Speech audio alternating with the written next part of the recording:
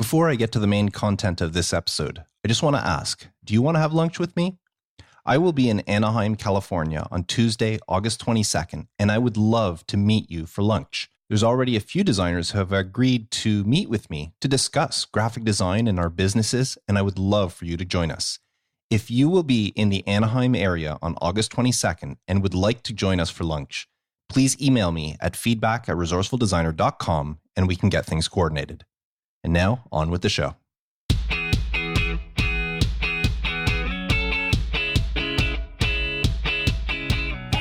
Resourceful Designer, episode 83, Setting Your Hourly Design Rate.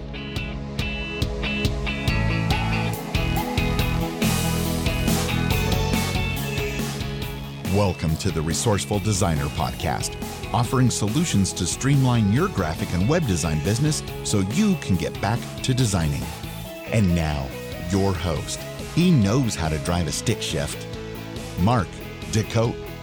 Hello, and welcome to the podcast. I'm glad you've joined me today as we discuss this interesting and often controversial topic about setting your hourly design rate. And it is a controversial topic because I see it coming up all the time where people are asking, how do I do this? What should I charge? And there are so many different perspective and answers that are given. And today I'm going to give you my perspective. I'm not saying it's the right one or the wrong one. It's just this is my perspective. And for somebody that's been running his own business for over 12 years now and have been in this industry for going on 28 years now, maybe my opinion has a little bit of weight behind it. I don't know. You're going to be the one to judge. But before we get to that, I just want to tell you how much I love being a home-based graphic designer. Now, I get asked often enough why I like doing this. Why do I want to work by myself, isolated at home? Wouldn't I much rather work in an office with a lot of people I can interact with? And I won't lie, there are times that, it does get a little bit lonely, but I'm kind of geared towards that. It doesn't bother me. But what I really love about being a home-based designer is being able to control what I do during the day. Case in point, just earlier this week, I was sitting down designing something, and I had planned after dinner to go out and mow the lawn. Well, I looked outside the window as I was doing something, and I saw the sky getting a little bit dark. So I called up the weather network here in Canada and checked out the forecast, and it said that early afternoon, it was going to start raining, and it would rain into the evening. Well, no big deal. I simply got up from my computer, decided to go outside and mow the lawn that morning. And I was able to do that because I run my own business out of my home, and there's nobody that controls my hours or when I work or what I have to do. It's all up to me. And if I decide that I want to take an hour and go mow my lawn before it rains, I can do that sort of thing. I love that freedom of being a solopreneur, home-based graphic designer. And that's why I love sharing these episodes with you to help you run your business, whether it's full-time, part-time, freelance, whatever. I love helping you grow your business. Now, speaking of growing, the Facebook group for Resourceful Designer is growing like crazy. This week, we're going to pass 750 people in the group, all like-minded designers, most of them running or thinking of running their own business, helping and sharing and contributing in a very close-knit community. So if you would like to join the Facebook group, simply visit resourcefuldesigner.com/group, and it will redirect you to the page where you can request to join. I would love to see you in the group. And now, as always, I want to share a resource of the week. Now, this is a resource that I have shared before, but many people have asked me recently, within the last few weeks, to remind them what software I use to do my training videos for my clients. And that software is ScreenFlow, which you can get by visiting resourcefuldesigner.com/ScreenFlow. That's my affiliate link. Now, the way I use ScreenFlow is anytime I build a website for a client, before handing it over to them, I will, first of all, create a dummy account that's the same level because I'm an administrator on the website. I don't necessarily make my clients administrators, but whatever level I decide to create their user, I will create a dummy account for that user level, and I will create videos showing them everything they have to do. And they're all short 2-3 minute videos. I will show them a video, how to log in to their website, what they have to do, where they put their username, where they put their password, and once they're logged in, what the dashboard looks like. Then I will create another video to show them how to create a new post if they have a blog on the site.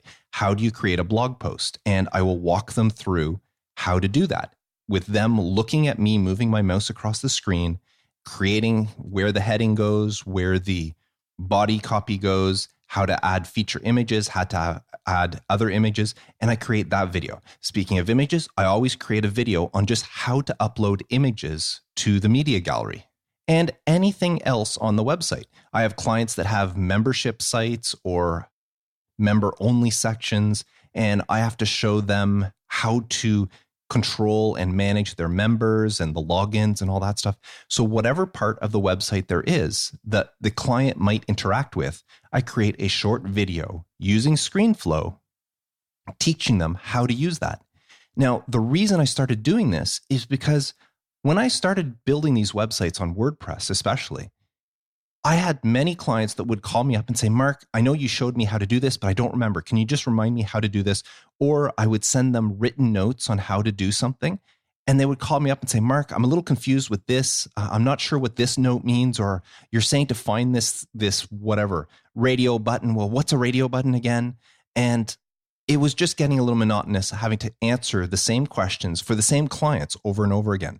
So then I started using ScreenFlow to create short videos with these instructions. And since I've started doing this, I have never had a client come back with a question. In fact, the only time a client that I gave a video to ever contacted me is because they were on holidays and they didn't have the video with them. It was on their computer at home and they needed to update something. He says, Mark, I'm so sorry, but I've got the videos back at the office and I'm on holidays here with my laptop and I have to do something and I don't remember. So instead of walking them through it, I still had copies of the videos. All I did was I uploaded them to my Dropbox, sent them a link where they can access the videos while they were away, and everything was back on track. So I have saved myself so much time with my clients, teaching my clients over and over again, simply by creating these short videos using ScreenFlow. Now, I also use it whenever I have to do a presentation, whether it's a logo, a website, a brochure, anything that I can't meet face-to-face, or I can't be talking to somebody over the phone or over video when I present it. If that's not possible, then I will create a video presenting it to them, because it's always best to present something to your client face-to-face or in person, as opposed to just emailing them and saying, here's the design, have a look at it, without them knowing what it's all about. I mean, just look back at episode 80 of the podcast, Explain Why, Not How, where you explain why you design something, not necessarily how you design something. Well, if you can't meet face-to-face with a client to explain why you designed it a certain way, your next best option is to record a short video detailing how you explain something or how you design something. And you can use your mouse to point out different pieces, and it'll go a long way to introducing that design to the client. So that's a long explanation to tell you that this week's resource is ScreenFlow. It's my first choice for creating any on-screen tutorials or video capture. It records everything on screen. It can record your mic. It can record all sorts of things, including if you have a camera. If you want to show yourself, you can use your video camera that's built into your computer if you have one, or any other USB webcam or something. ScreenFlow is the way to go. And once again, my affiliate link is resourcefuldesigner.com/ScreenFlow. Now, before we get to the main topic, I just want to thank everybody who has become a patron of Resourceful Designer. If you are getting any value from this podcast, if you are learning, if you are enjoying it, even if you just think I'm entertaining and would like to support it, please visit resourcefuldesigner.com/Patreon, that's Patreon, and support the podcast for as little as $1 per month. That's all it takes to show your support. Now, for $5 a month, I will include a backlink to your website to give you a little bit of SEO juice going your way. So once again, to become a patron, visit resourcefuldesigner.com/Patreon. And now, setting your hourly design rate. This is a topic that is often discussed amongst groups, amongst designers. I see it all over the place. And there is no right answer when it comes to how much a designer should charge. Now, there is one thing I will tell you right off the bat. Whatever you are charging right now, whether you're a new designer, intermediate, you've been doing this for a long time, I can guarantee that you are actually worth more than you think you are, and that you should be charging more than you are actually charging right now. But that's a topic for a whole other time. The fact is, if you are not charging the proper amount for your work, you're actually hurting our industry as a whole. That's why we, as designers, dislike sites like Fiverr and 99 Designs or any of those other places where people are getting design done super cheap, because it undermines our abilities, our skills, our knowledge, our experience, what we bring to the table. It undermines them, and it just puts a very low dollar value on what we do. But taking all those out of the equation, forget about Fiverr and 99 Designs and just concentrate on your business. There will always be people out there that shop for the lowest price. And in my experience, those are not the clients you want, because the clients that are spending the least amount of money are usually the clients that give you the most trouble. It's just the way business works in general, not just design. But the more money somebody is spending, the more they're willing to give you some leniency and some room to do your work. Now, what you do end up charging all depends on numerous factors. One is where you live in the world. I always talk in the terms of Canadian and American pricing here on the podcast. But I know that there's some places in the world, when I talk about charging $50, $75, $100 an hour, there's some places in the world that go, wow, we can never charge that high. The going rate where they are might be $5, $10, $15 an hour, which to an American is really not worth anything. Why would an American charge $10 an hour for a design? If you're going to do that, you're better off to just go get a job at some fast food joint where you don't have to worry about dealing with design clients and the headaches. Just go flip a burger somewhere and you'll make more money. But it all depends on where you live in the world. But the principles, regardless of if you live in a country where $50 per hour is the norm, or you live in a country where $5 is the norm, the principles behind pricing are all the same. Now, you may be wondering, well, what about project-based pricing and value-based pricing, which I talked about way back in episode 11, pricing strategies for your design business. And if you want to know more about project-based pricing and value-based pricing, I do recommend you listen to that episode. It's a very popular episode of Resourceful Designer. And those are the meccas that you want to go for. Designers, once they're established and once you are known and you really are confident with your abilities, then you start doing project-based pricing. And then the next level you get to when you really feel that confidence is value-based pricing, where you create the price based on the value that you are giving to the client. Meaning a mom and pop shop might pay one price for an item, where the exact same item going to a Fortune 500 company, you would charge them a lot more based on the value they'll be getting out of it. But regardless if you're doing project-based pricing or value-based pricing, you still need to know what your hourly rate is. Now, you may be asking, why do I need to know if I'm doing value-based pricing or project-based pricing? It doesn't matter. Even the most experienced designers out there, the designers that are charging hundreds of thousands of dollars for their work, they know or they have an idea of how much they are worth per hour. Now, that rate might be thousands of dollars. They might say, yeah, I have an hourly rate. It's $2,000 per hour. Now, they don't go out and say when they're hired, it's like, yeah, I'm going to do that job for you and it's going to cost you $2,000 per hour. No, they'll come in, they'll say, yeah, I'll design that thing for you and it's going to cost you $100,000. But in their mind, they have an idea of how much work is involved and how much they're worth themselves. The reason you need to know what your hourly rate is for the simplest of reasons. You need to know if you are undercharging. If you quote somebody a project-based or a value-based price and you quote them $10,000 to do whatever, say it's a website and you charge them or you quote them $10,000, well, you have to have an idea of how long it's going to take you to do that job. And if you think $10,000, I'm going to do it in, let's say, 100 hours, Well, that's $100 per hour. But if you think the same job, you can do it in 50 hours, then that's $200 per hour. So maybe your rate, if you quote them a $10,000 to do their website and you think it'll take you 50 hours, then your rate is $200 per hour. And that might be what you're worth. But then say you do that. Say you think it's going to take 50 hours to do the job at $200 per hour, and that's your rate. And then it ends up taking you 100 hours to do it instead of 50. Well, now you are essentially undercharging them because you are now being paid $100 per hour when you had determined you were worth $200 per hour. I know there are a lot of designers out there that would love to be paid $100 per hour, but to some people, $100 is not a lot when it comes to their skill, their ability. To some people, it is extremely a lot, but it just goes to illustrate that you need to have an idea of what your hourly rate is in order to determine whether you are losing money or making money.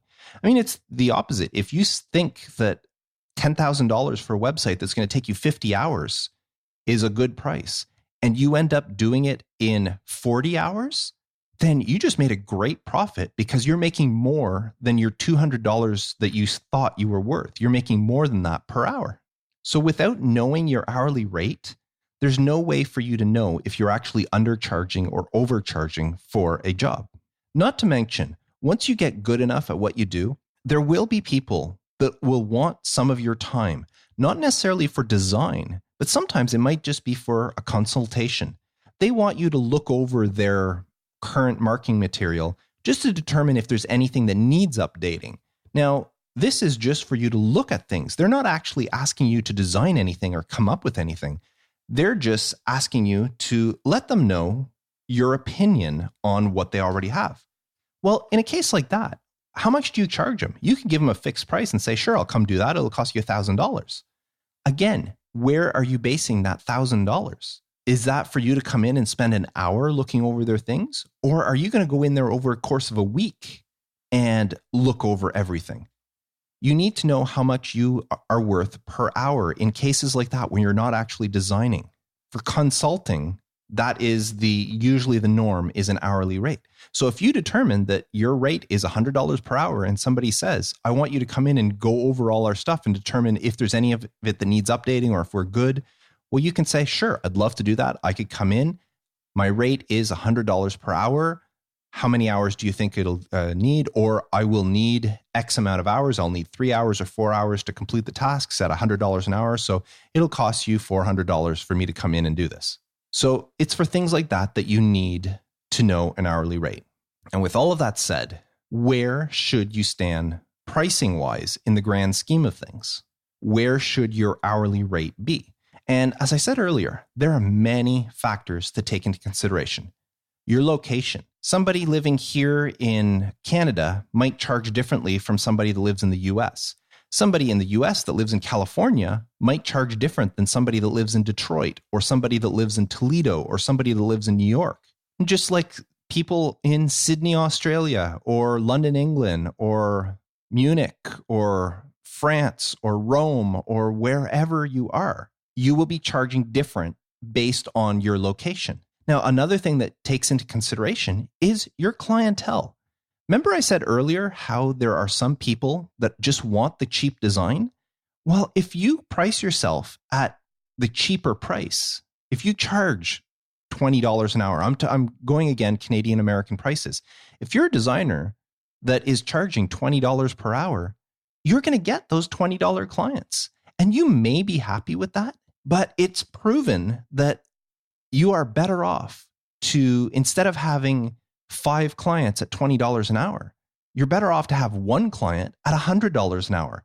You get the exact same price. You get the exact same money, but you only concentrate on 1 client, which means you can do better work, more detailed work, and concentrate on that one job for that 1 client, as opposed to dividing your time and your energy and your skill and your knowledge amongst 5 clients. So your clientele can determine what your rate is. If you want to get better clients, raise your rates. And a lot of designers don't understand that part of it. They think that, well, if I raise my rates, I'm just going to scare clients away and I'm not going to have any work. Well, no, you will find other people. Just think of cars. There are cars that you can buy that cost $15,000 brand new, $20,000 brand new. And then there's cars you can buy that cost $80,000 brand new, $100,000 brand new. And there are different people. There's some people that would never go buy an $80,000 car. They're happy buying a $15,000 car. And then there's other people that couldn't be caught dead driving a $15,000 car. They need the $80,000 car. It's the prestige. Well, the same goes when it comes to paying for design.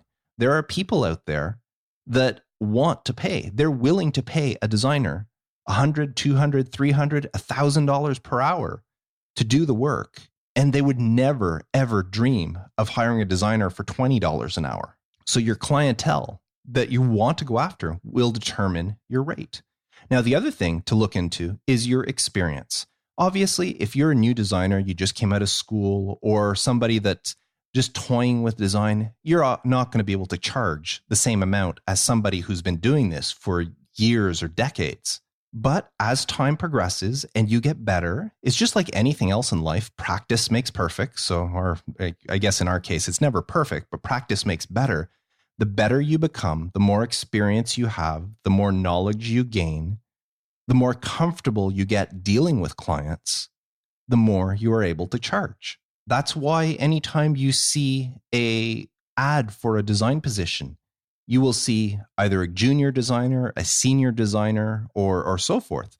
Well, obviously, junior designer will be paid less than a senior designer. And what is the difference between their two? Their experience, their knowledge, and their skills. And a junior designer just needs more of all of that to become a senior designer. So where you are in your life cycle of a designer will determine what your rates will be. And the last thing is your niche. If you have a special niche that you work in, and if you want to know more about niches, listen to episode 54 of the podcast, Should You Find a Design Niche? If you work in a specific niche, then chances are you can charge more than somebody who doesn't. Imagine you are a designer who specializes in, the race car industry. You design stuff for race car companies.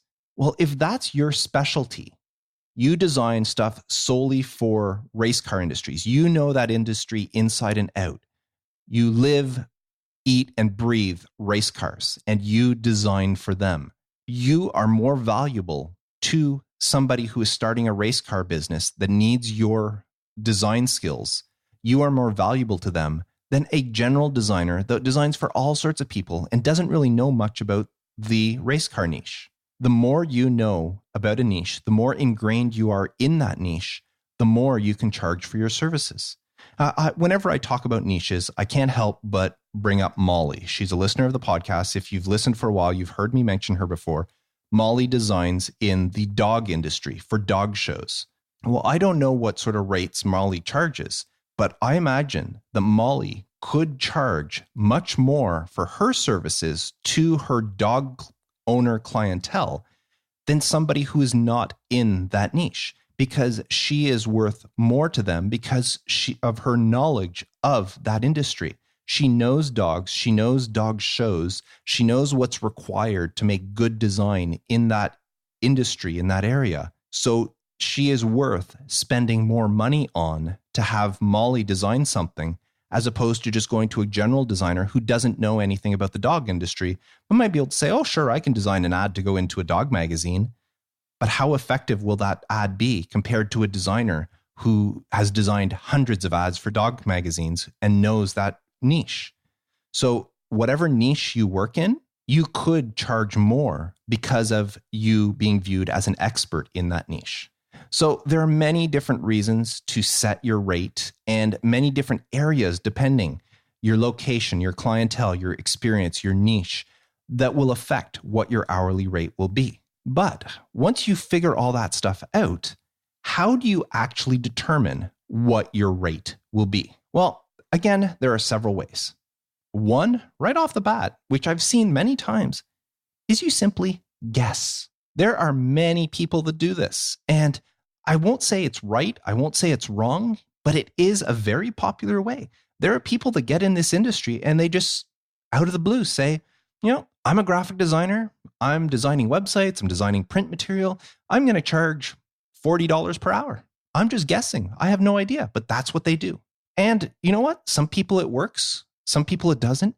What I do find is most people who use this method are undervaluing themselves. This is the method that people use when they say, I'm going to charge $15 per hour for my services because I only do it part-time. Well, part-time, full-time, it doesn't make a difference. If you are a good designer, it shouldn't matter whether you only work 3, 4, 5 hours a week at it or you work 40 hours a week at it. If you are a good designer, you should be charging what a good designer charges.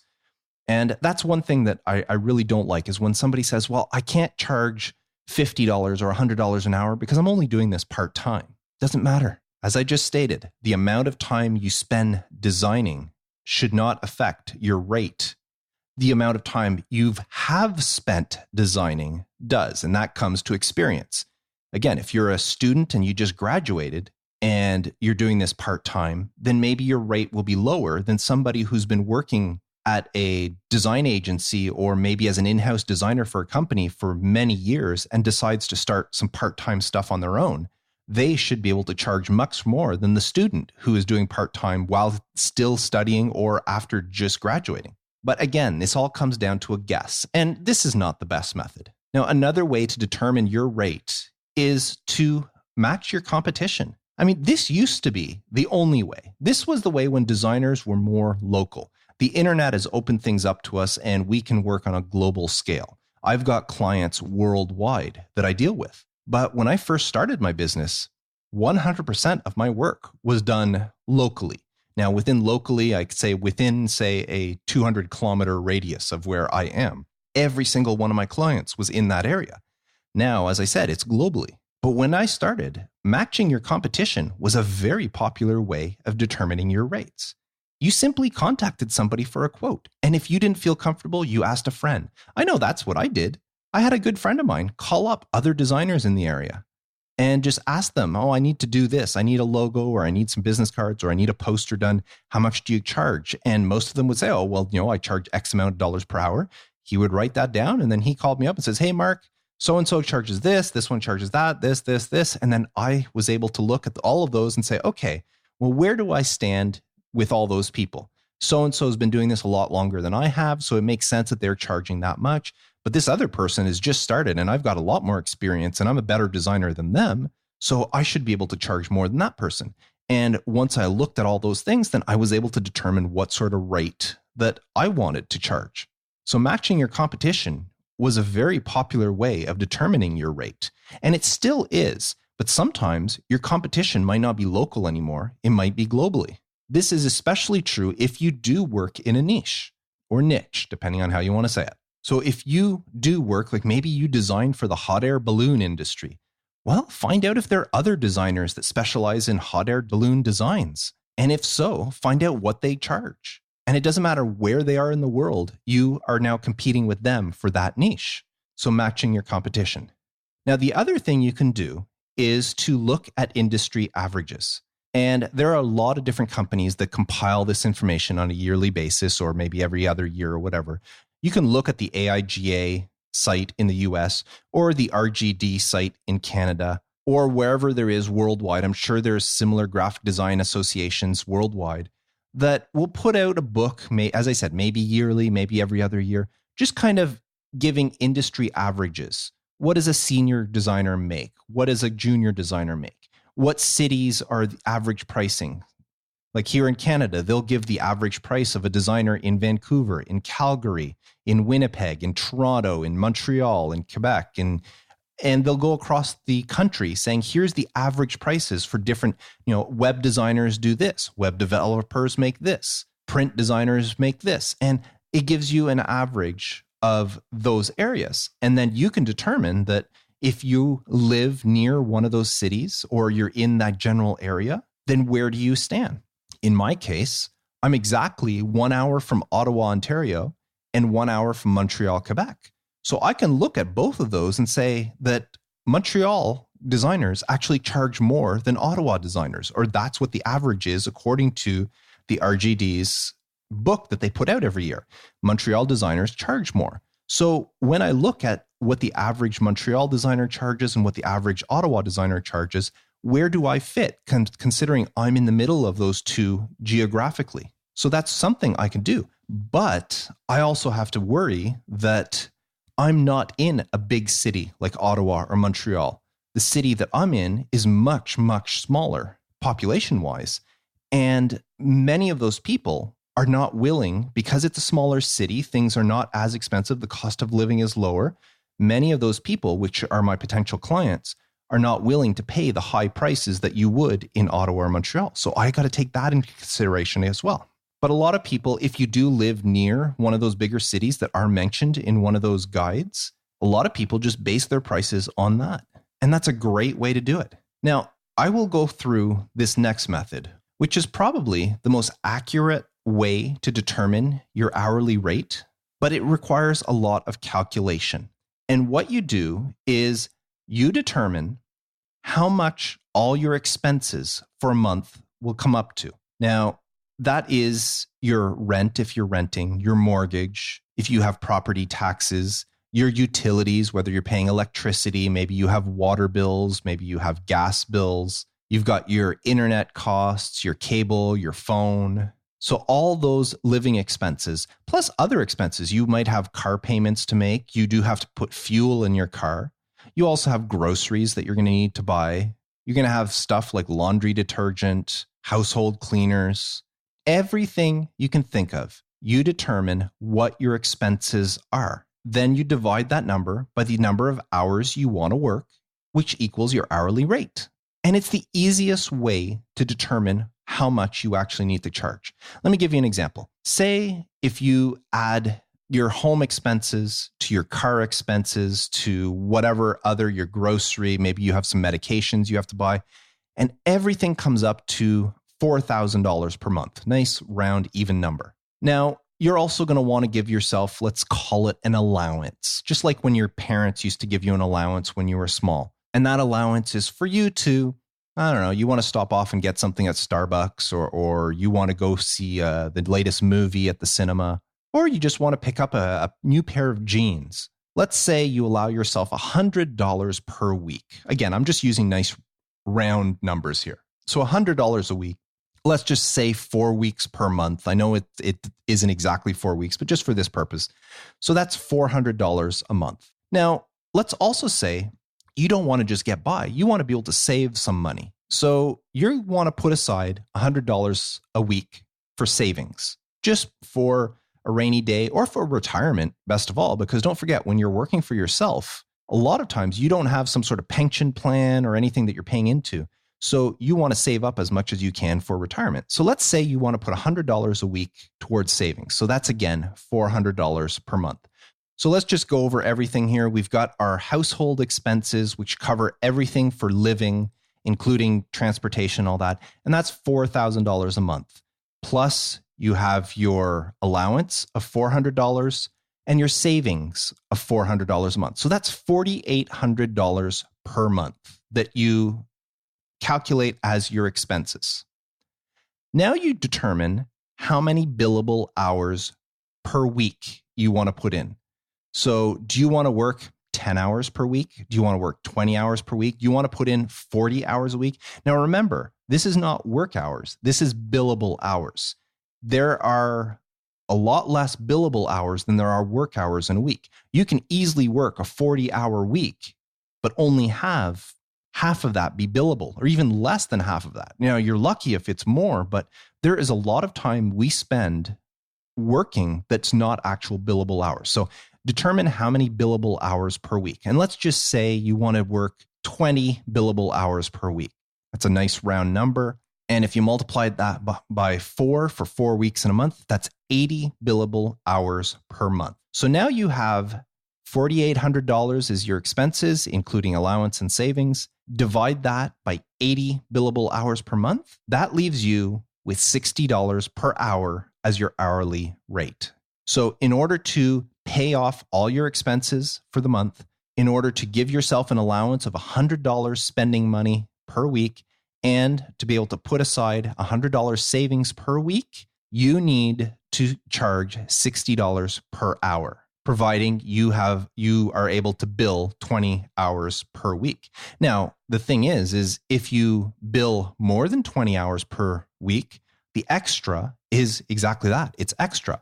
But if there's a week that goes by and you don't charge or you don't bill 20 hours, like say you go on holidays for a week, well, that week there's nothing. So you've got no money coming in. So you got to average all of that out and take that in consideration. If you take a week off and you still want to make your monthly amount, then instead of 20 hours per week for 4 weeks, you're going to have to change that and make 27 or 28 hours for the 3 other weeks in order to meet your goal.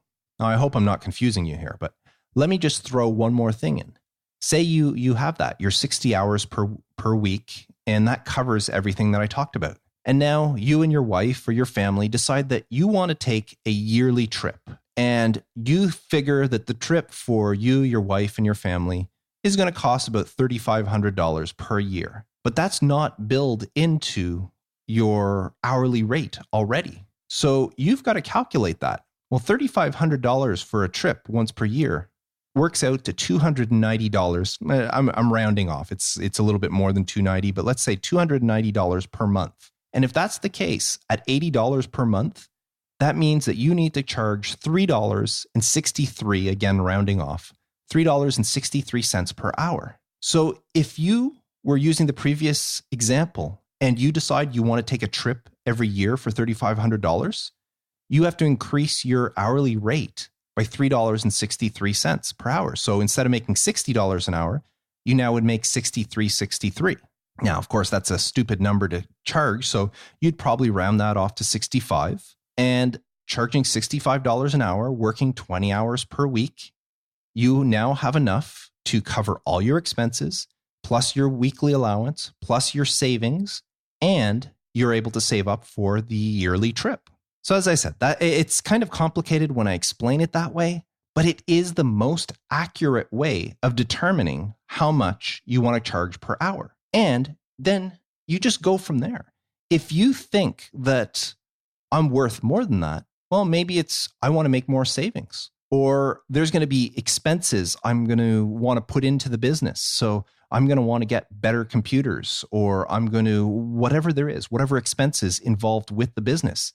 Well, maybe you're going to need to charge extra. So instead of $65, you charge $70 an hour, because that extra $5 per hour will increase your savings or increase your business income for whatever. And whether you use that, put it into your savings, you use it as extra spending money, or you just increase your expenses. Maybe you want to, that whenever you're time to change your car, you get a more expensive car. That's up to you. It's all determined that way.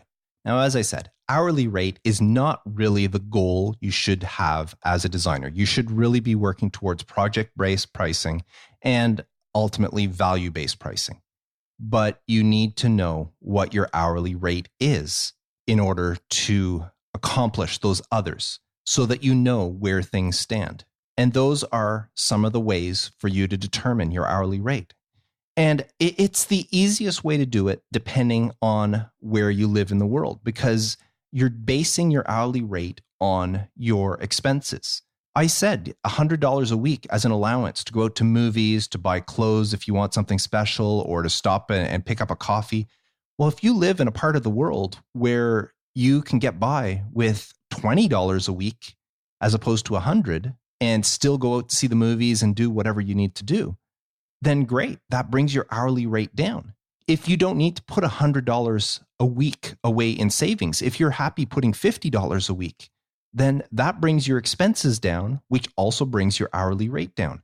And just like maybe your property or your rent, depending where you live. Some places it might cost you $1,000 for your mortgage or your rent, and other places it might only cost you $500. So that's why I say this calculation method is the best way to determine what your hourly rate should be in order to cover everything. I'm not saying it's the hourly rate you should be using, but it tells you how much you need in order to cover everything in order to live and not be losing money.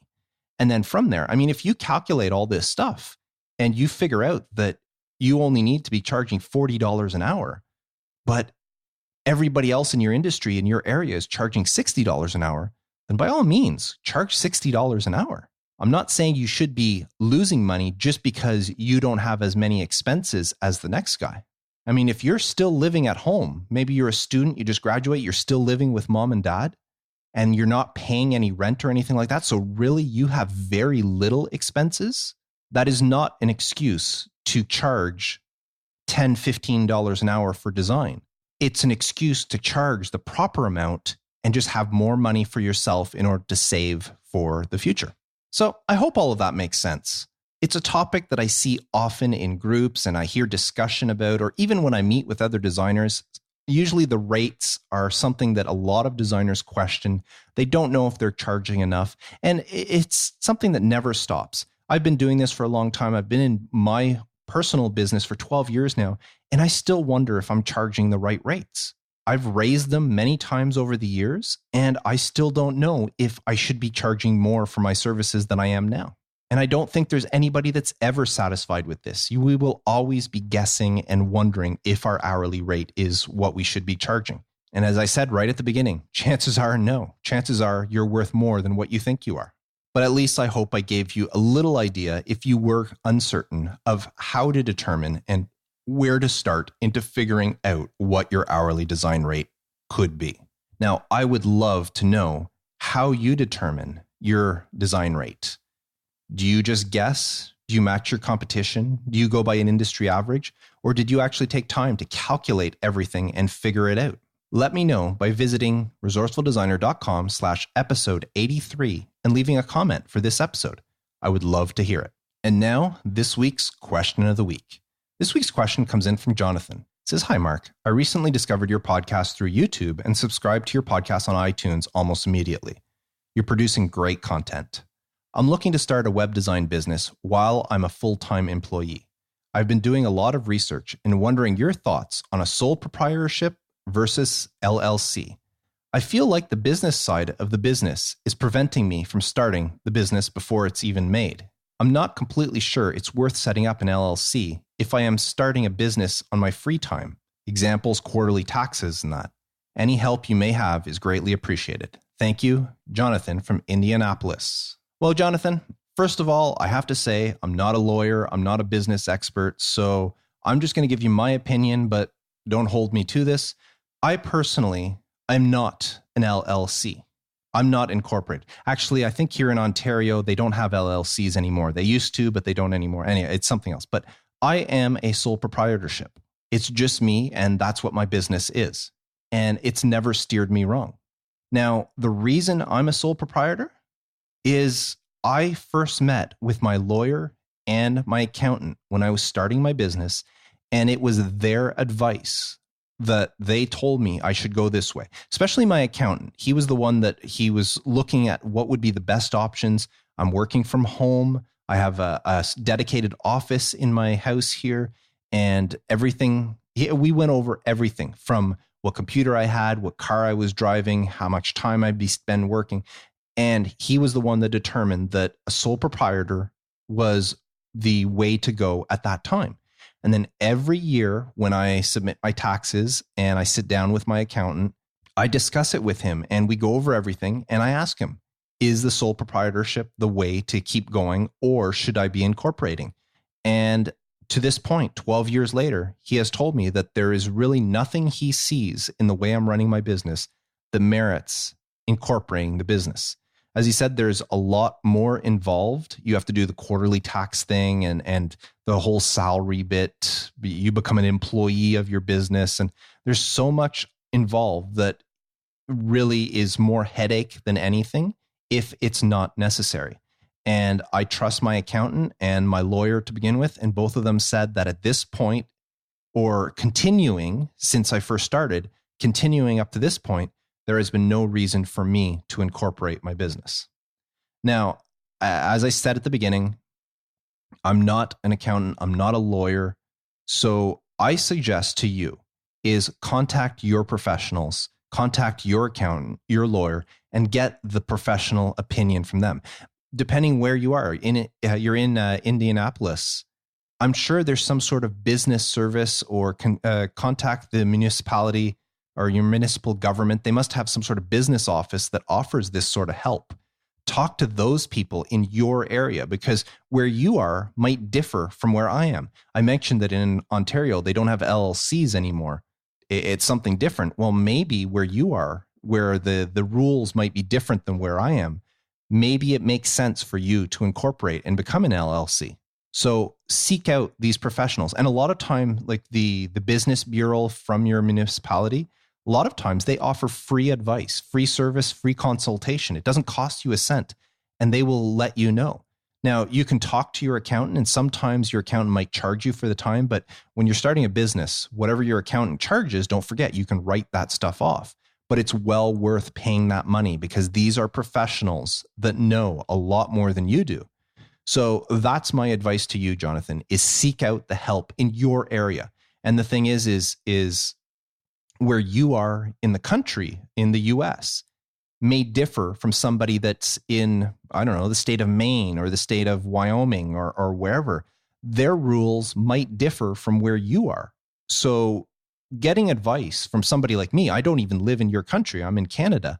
So I can just tell you what my accountant told me and how it works best for me. But for you and for anybody else who's wondering the same thing, please seek the advice of the business professionals, either lawyers, accountants, or somebody from a business office.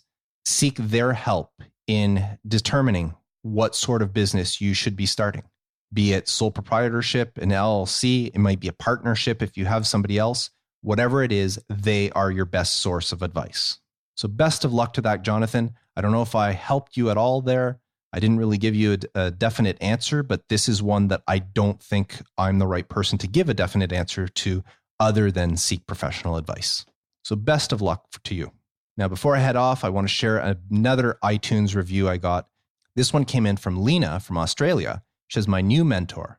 I've been wanting to jump into full-time freelancing, but needed to find a mentor to guide and encourage me. After only listening to 3 episodes, I think Mark is it. I will join the Patreon to ensure this podcast continues to thrive and help demystify the business of graphic design. Well, thank you so much, Lena, and I appreciate that you've joined the Patreon and become a patron of Resourceful Designer. I mentioned at the beginning that if you enjoy the podcast and you are gaining value from this podcast and think it's worth something, even as much as the cup of coffee, then please head on over to resourcefuldesigner.com/Patreon, which is Patreon, and sign up for as little as $1 per month. All proceeds go towards helping maintain this podcast.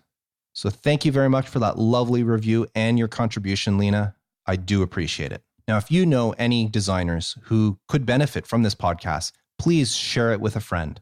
Just tell them about it. Tell them they can visit resourcefuldesigner.com/subscribe, no matter what type of device they're using. And there will be pointed or buttons there they can click on to subscribe, whether they're on Android, on Apple, or Windows, or whatever phone or device they're using. So let's grow the podcast by sharing it with as many designers as we know. And one more time before I go, this week's resource of the week was ScreenFlow, the easiest way to create tutorial videos instructing your client how to use their website so that they don't have to bother you again with it. Visit resourcefuldesigner.com/ScreenFlow to learn more. And that's it for this week's episode. I hope you enjoyed it, and I hope you're doing well with your graphic design business. I am Mark Decote, wishing you all the best and reminding you to stay creative.